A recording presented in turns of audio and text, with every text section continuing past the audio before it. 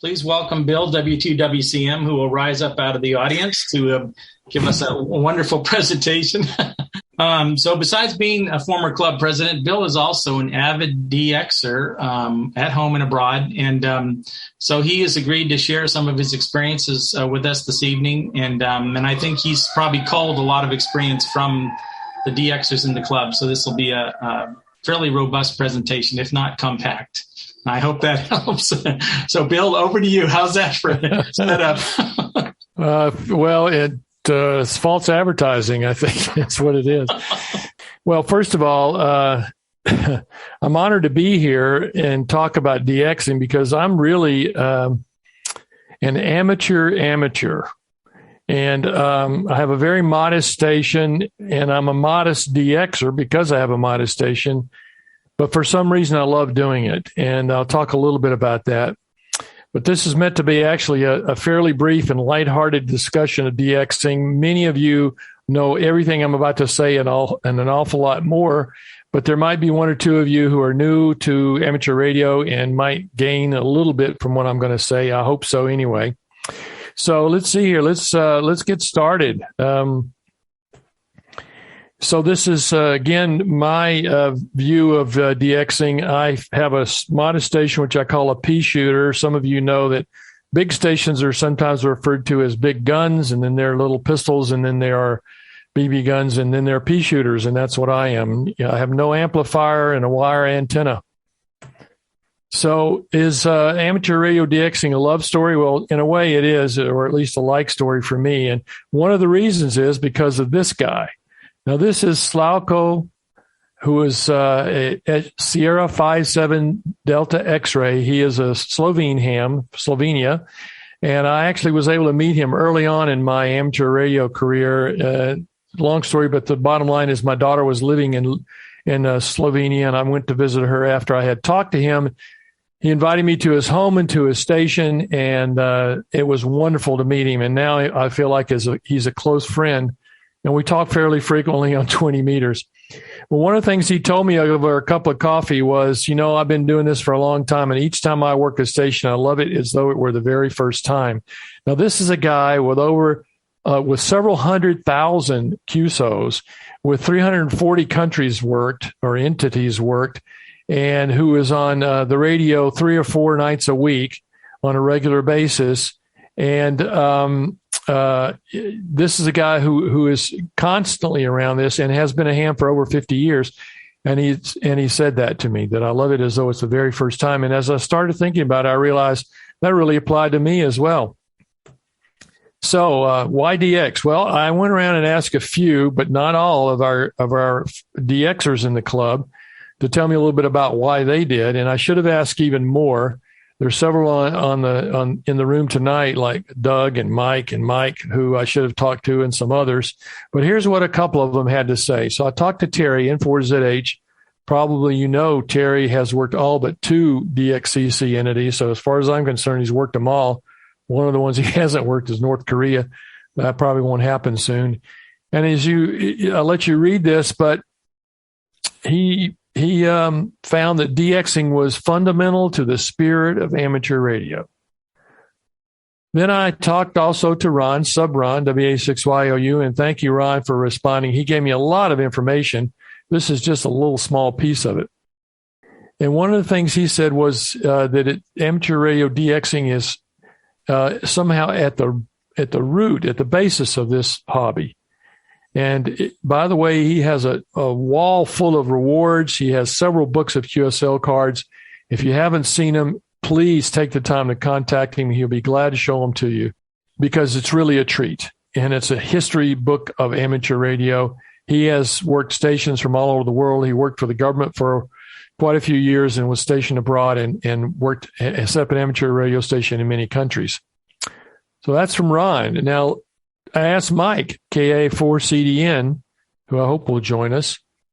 And here's what he said, and I thought it was really clear. He said he enjoyed the simple thrill of getting a country outside the U.S. to answer his CQ. And his slow CW CQ, well, I enjoy the thrill of getting a country, an entity overseas, a station overseas, to answer my weak sideband CQ call. So that's just a very, very brief glimpse at what several of our really avid DXers have had to say. And there's more wisdom in this club than you can ever imagine. But let's talk about why DXing. This is from my point of view now. Well, so make some friends around the world, to earn awards, to improve our station, maybe learn more about radio, and to contest, which is a topic all of its own. And for me, mostly because it's fun. So it also keeps life simple.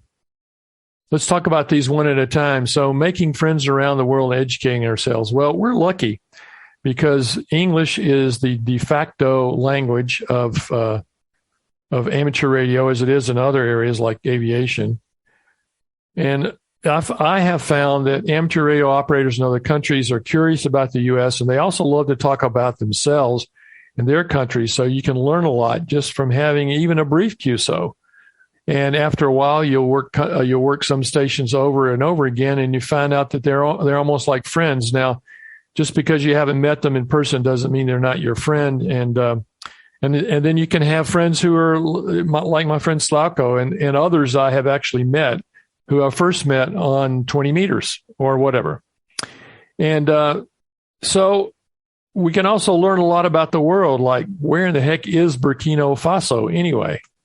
Okay, here's your geography lesson for the night. Now, this is a map of West Africa. That area there is roughly equivalent to the area of the continental United States. So that shows you just how big Africa is.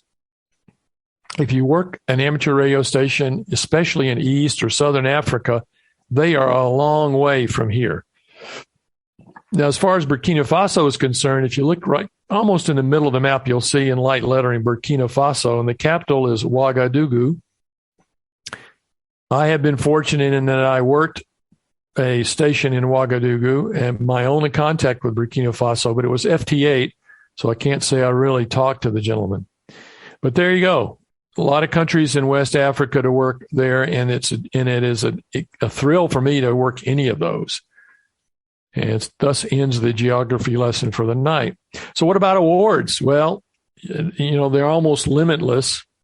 The first one that I earned was this one, or the Worked All Continents Award. And the reason I brought this up is because when I first upgraded to general and started working HF, it was in 2015, and Sunspot Cycle was a little bit better position than it has been. And my station consisted of a very modest rig. It was an ICOM 706, no amplifier, no tuner. I had an MFJ apartment-style antenna, which essentially was a 12-foot whip that I hung out the window, had some counterpoises that I ran across the floor in my house. With that station, I worked all continents. Now, remember or be aware that for the Worked All Continents Award, which is administered by ARRL, but is really an International Amateur Radio Union award, Antarctica is not one of the continents you have to work. So North and South America, Asia, Europe, Africa, and Oceania, which includes Australia, New Zealand, and all those islands out there. Anyhow, so even with a modest station like that, there's an award. And then, of course, the one that is sort of the granddaddy of all DX awards, the Century Award, and DXCC Award is full of all sorts of endorsements. I don't have any of them, but you can get endorsements for bands. I suspect there is many as 9 band DXCC awards out there. You can get awards for different modes like CW, phone, digital.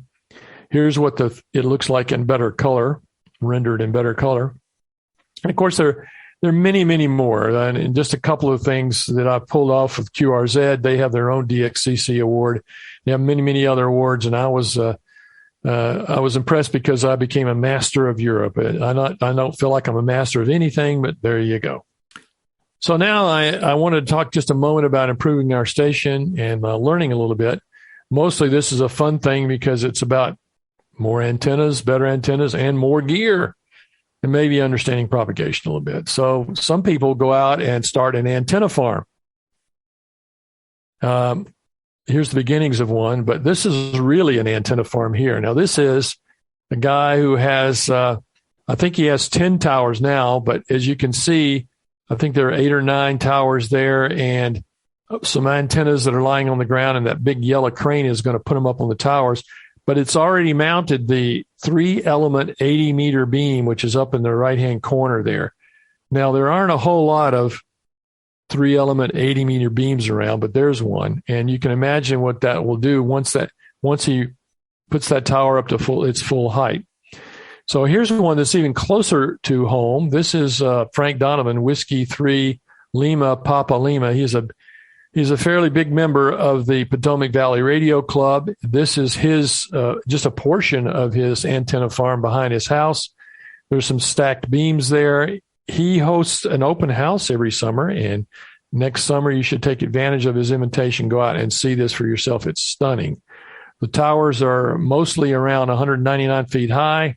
He told me that he did that because if he went to 200 feet, the FAA would require a light on the top of the antenna. So he made sure he didn't have to do that. So that's about antennas. Some people like to collect gear. Here's a picture of a gear collector. We have a few of these in our club, and I didn't want to put any of their pictures up, but some of these radios I think are probably delights and are certainly vintage with stories to tell. Some people find that that's an interesting part of the hobby and is a full-time job in itself, just collecting, repairing, and restoring radios.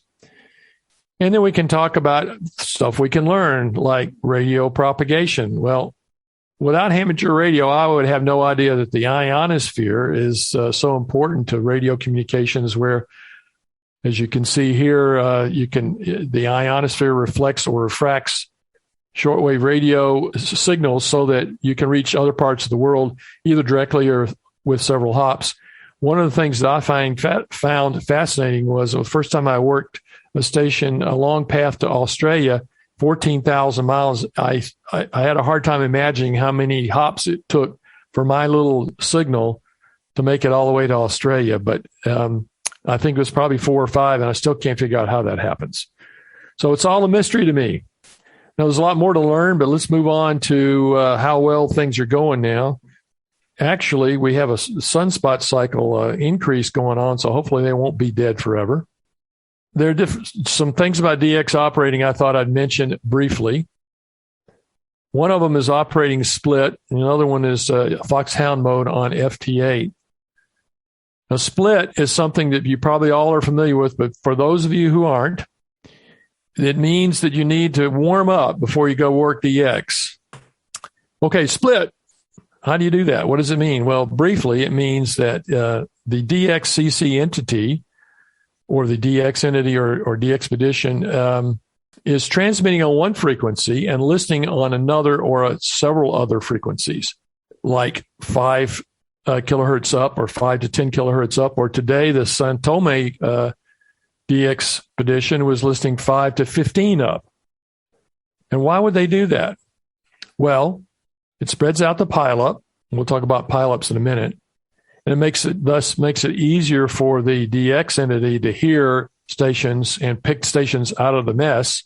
And it also makes it much easier for those who are trying to contact that station to hear when the DX station calls in, because hopefully, if you're listening to his transmit frequency, he's the only one on that frequency. Now, every now and then, someone will join the party and they'll join it on his frequency. But don't worry, the DX police will soon advise that person to move up. They'll get told he's up or he's listening up.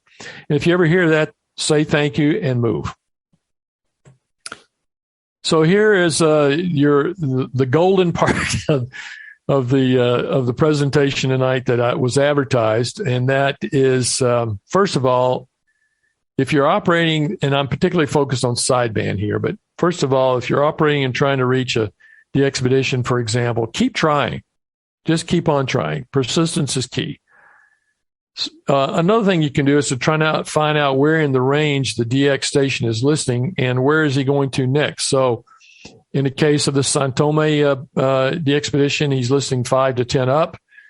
Try those frequencies one at a time until you hear the station that is he's calling respond to him, and then you know which frequency he was listening to at that moment. And if you can find the next place he goes, you'll find that that's a pattern, or you may at least.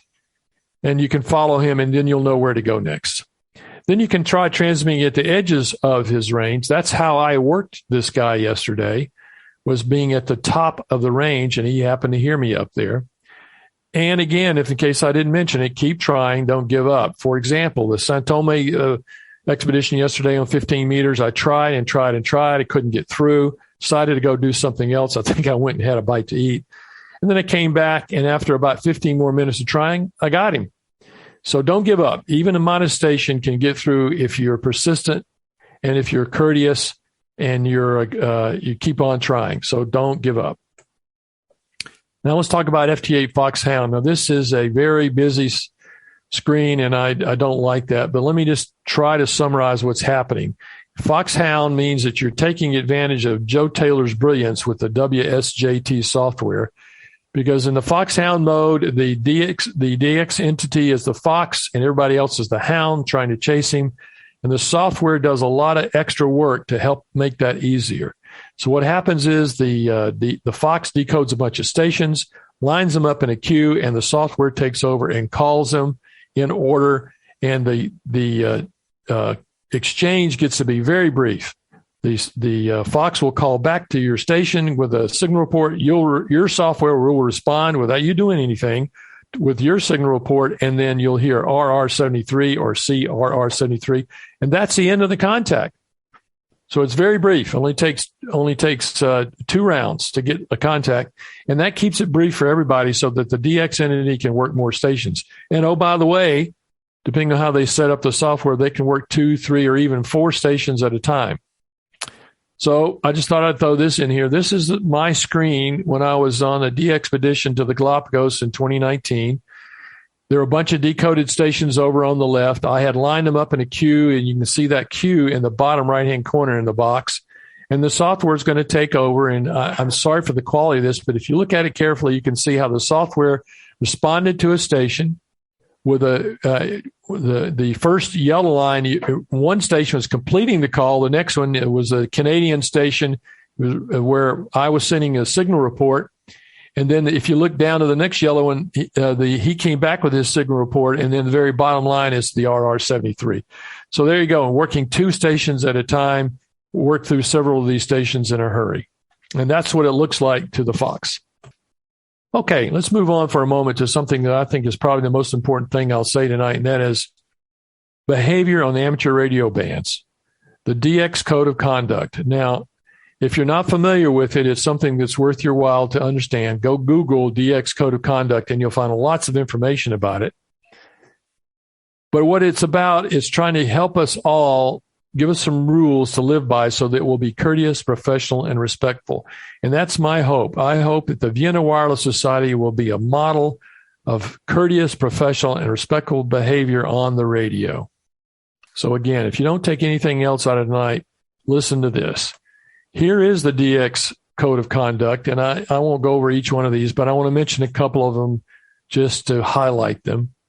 Number 1, I will listen and listen and then listen again before calling.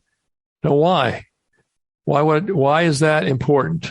Why is that number 1? And the answer is for at least 2 good reasons. One of them is, if you listen carefully, you'll be sure that the station that you're trying to work is the one you want to work.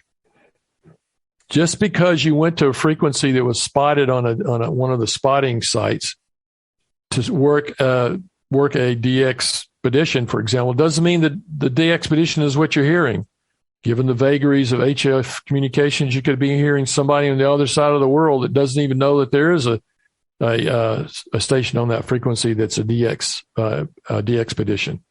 So that's the first thing that helps. If you listen carefully, you'll be sure that you're working the station you want to. Secondly, if you do that, you'll get a chance to understand how that operator is working. What's his modus of operating? What is his tempo?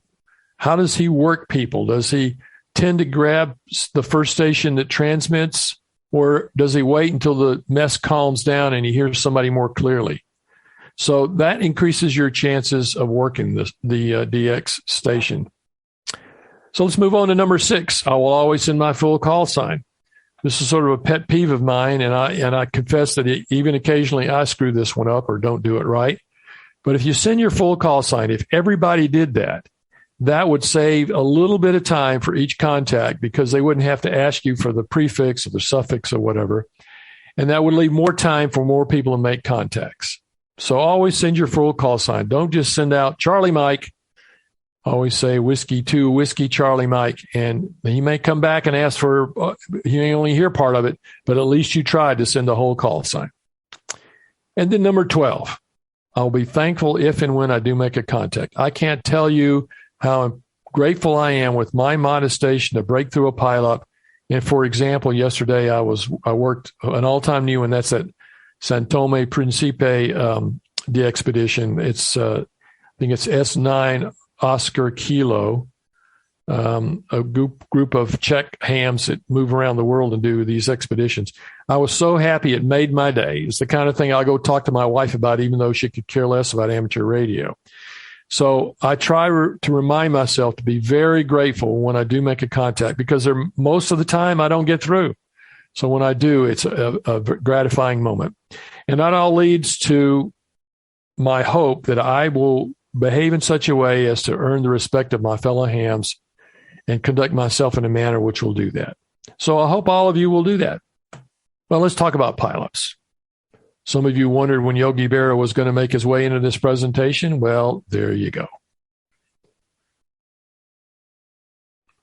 Good old Yogi. By the way, did you know there's a Yogi Berra commemorative stamp out now for those of you who are baseball fans? When we're talking about pileups, this is not the kind of pileup we're talking about. We're talking about this kind of pileup. This guy sends out a CQ and he gets hammered with a bunch of stations, and who do I answer? And of course, oftentimes if a young lady, a YL, is out there, because the feminine voice gets through much clearly and much more easily, people will fight over the chance to respond to YLs. And as you know, there are not many female lady hams out there, so it's a rare entity already. Well, here you go. This is a story of a station about 2 weeks ago that was on the air from Kenya, East Africa. I think it was 5 Zulu 4 Bravo uniform, Jeffrey from Kenya. And he was working simplex, he was not working split, which meant that it was even a bigger mess and a bigger pileup. There we go.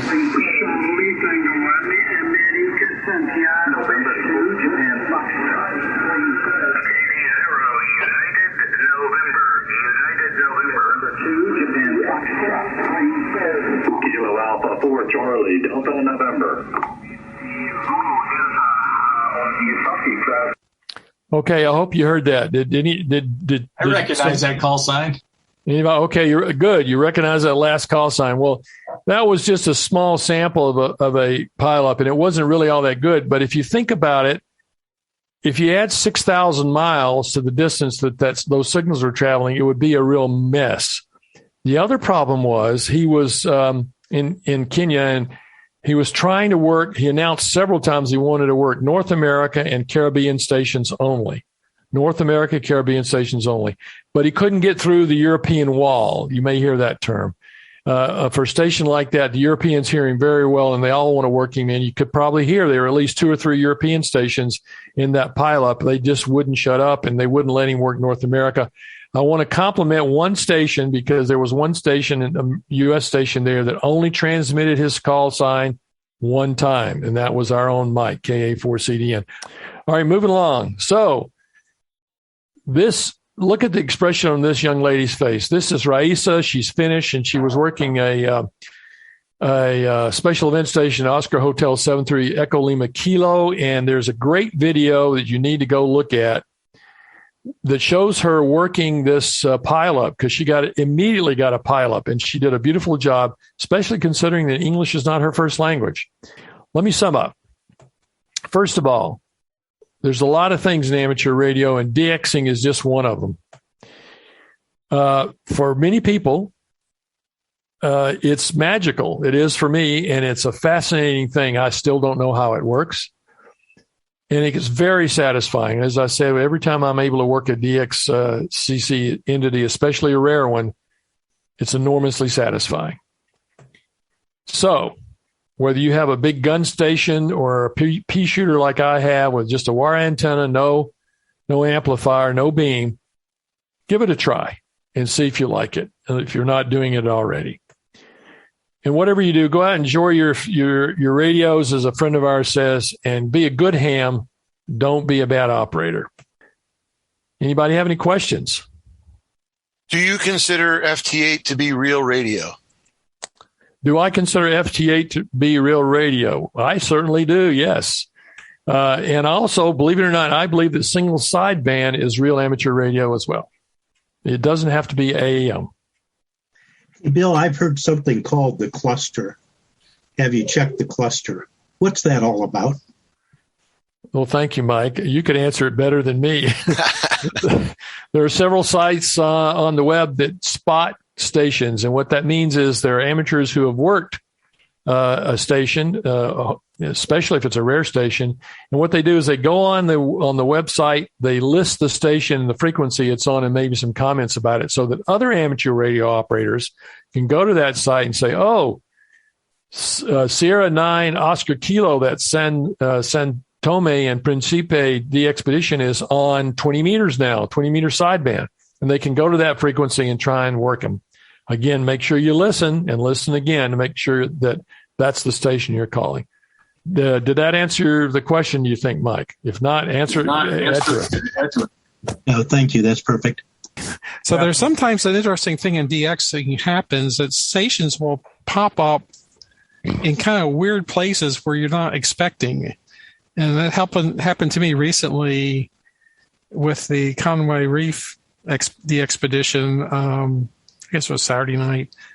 I happened to be on 20 meters. I went to look on what was on FT4, and there was 3D to Charlie radio. I'm going, well, that's kind of weird. So I worked them, and then Ron got them, and I think Mike worked them. And we thought, well, maybe it's a pirate. And it turns out, nope, I'm in the log. That was legit. But it was there, and I didn't see anybody else, just them. So sometimes some really strange stuff happens. Yeah, I'll tell you another one real quick that happened to me today, and then I'll shut up. There was a station on from the Seychelles today, and he was not spotted anywhere. I was just noodling through the band, and I heard him call, and I was able to work him. Thanks a lot for listening to me there. I really appreciate it. If you have any serious questions, you probably should ask a serious DXer, but I'll be glad to talk to anybody about it afterwards. Yeah. Thank you very much, Bill. That was awesome. Good information on DXing.